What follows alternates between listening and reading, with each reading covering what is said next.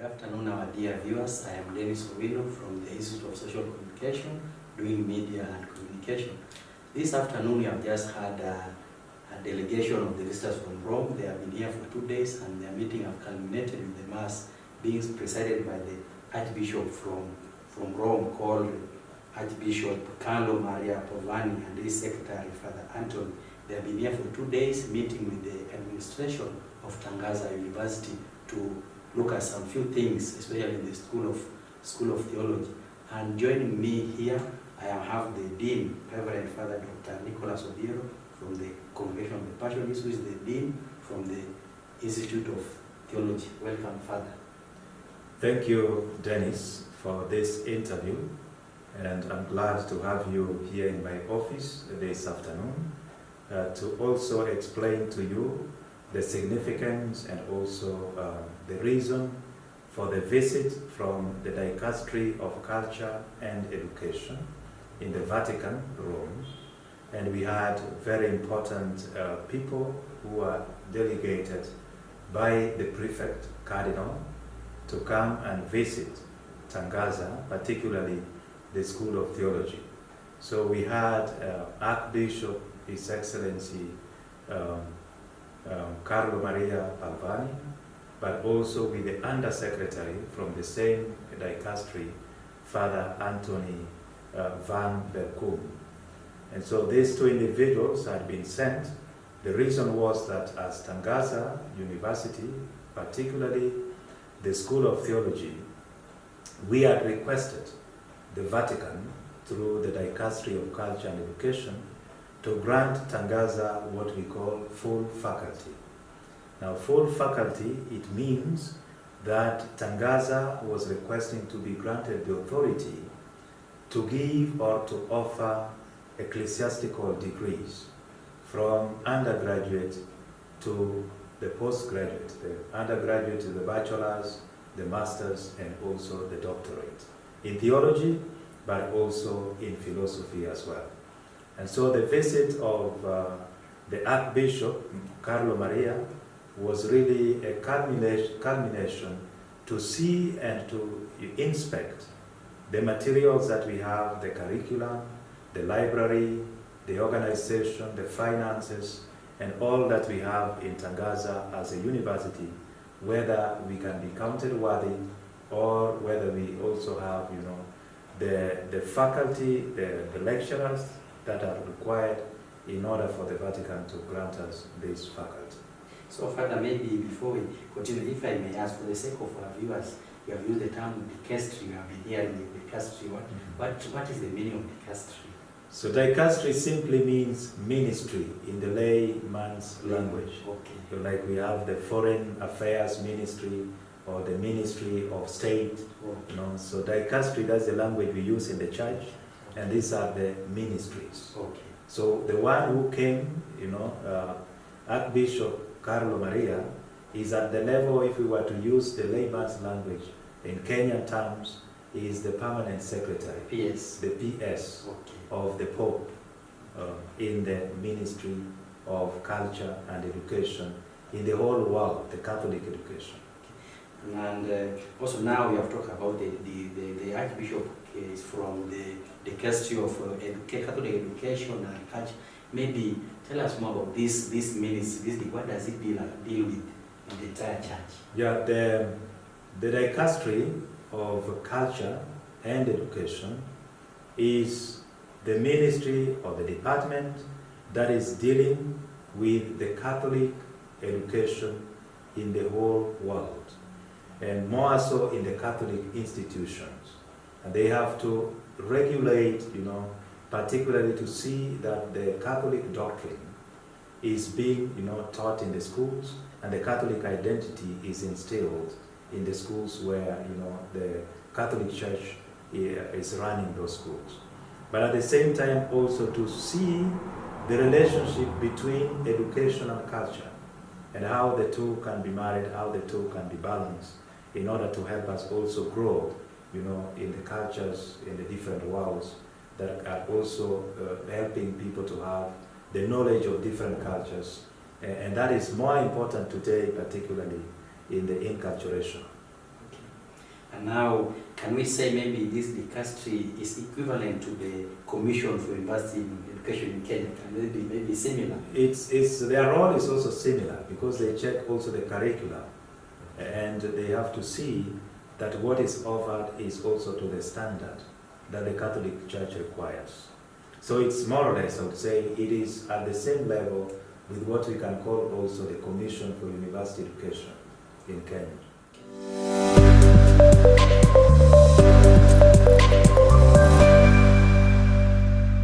And now we have now, you have said that Tangaza University was requesting Rome to grant you the faculty of ecclesiastical degree. And recently Tangaza became a university, fully fledged university. The charter was given by the President. Does it mean that now the students who are studying here, they are not getting those degrees? When they graduate, where are their degrees coming from? Yes, Tangaza being granted, the charter by the Kenyan government, that gives Tangaza University the authority to offer or to grant civil degrees. And civil degrees, is what the government of Kenya also recognizes. But at the same time also, the Commission for University Education recognizes also ecclesiastical degrees. And the Commission for University Education, just last 2 months, granted also Tangaza, the authority to collaborate with Urbaniana in order to offer ecclesiastical degrees that are also recognized in Kenya. However, why Tangaza, more so as a school of theology, we are requesting this, is because all along we have been affiliated. So we have for ecclesiastical degrees, we must affiliate ourselves with a pontifical university. So Tangaza, for a long time, more or less coming to now 40 years, has been affiliated to what we know as Urbaniana Pontifical University. And it is the ecclesiastical degrees that, we receive from Tangaza, they are from Urbaniana Pontifical University. And now we wanted also, because as a university we have received the charter, we have grown, we can also proclaim some independence, and therefore in the same manner we were also asking the Vatican to grant us that development, the growth, that we may also, we have matured. We don't want to remain children throughout. We need to be building our own house and to continue to do our things, according to what the church requires, but more so also to be more independent. Okay. And now, if I may also ask, from what I was following the mass, and from what the Archbishop said, he said, this is just the beginning. So when we talk about beginning, that means something that will take, it's a process. How long can the process take before the dream, as in realize this degree, the dream of getting the faculty? How long? The Catholic Church is bureaucratic. Yes, and the bureaucracy, takes a long time, and there are processes. So the processes must be followed. There is no way that we can have a shortcut, or that we can go, through the back door. But their coming is not just the beginning, because it had started.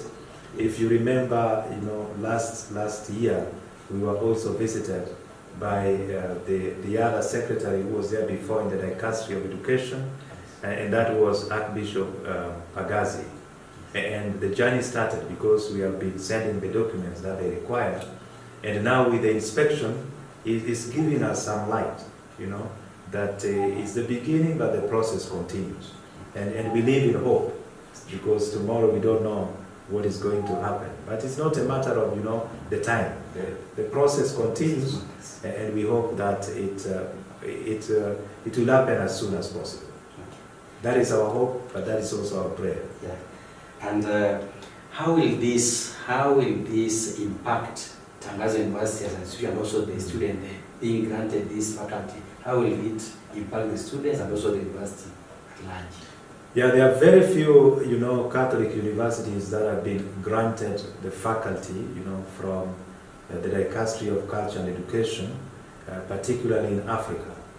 And ourselves as Tangaza University, if we are granted this, then we see Tangaza becoming a hub of knowledge, but also where other institutes that are also, run by the church or the other seminaries, they would want to come to Tangaza to be affiliated by Tangaza, rather than going to Banyana or even to going to some other universities in Europe.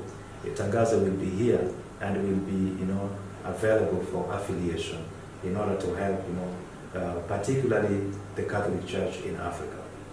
Being the dean, I believe also you are a lecturer there. You teach the students in theology. The Archbishop also met the students, and I believe you're also there in that meeting. What are the reaction of the students concerning this visa and the expectation? I saw some kind of excitement, from the student leadership particularly. And I would say that the president of TUSA, and also we had invited the executive from the SOTA, from the School of Theology. But they were excited to hear this news, but also to listen to the Archbishop and his Undersecretary. And he encouraged them. One thing that remained, in that sharing with the student leadership, when the Archbishop told them, today we are here in front, but then tomorrow the students who are there, they must know that they will be the ones in front.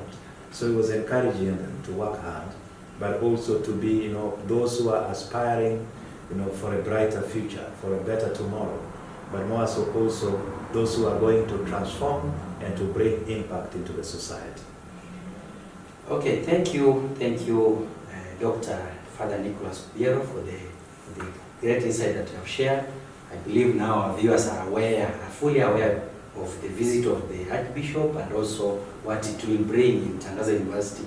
Thank you very much for your time. I know you have a very busy schedule, but getting time to have us to help our viewers to know about what is coming in the future is very important, and we also hope that this dream will be realized soon, so that the Tangaza University offer these degrees, so that it will attract many students to come and study at this university. Thank you very much, Dr. We wish you well, and also wish the students of theology all the best, because they are our future priests.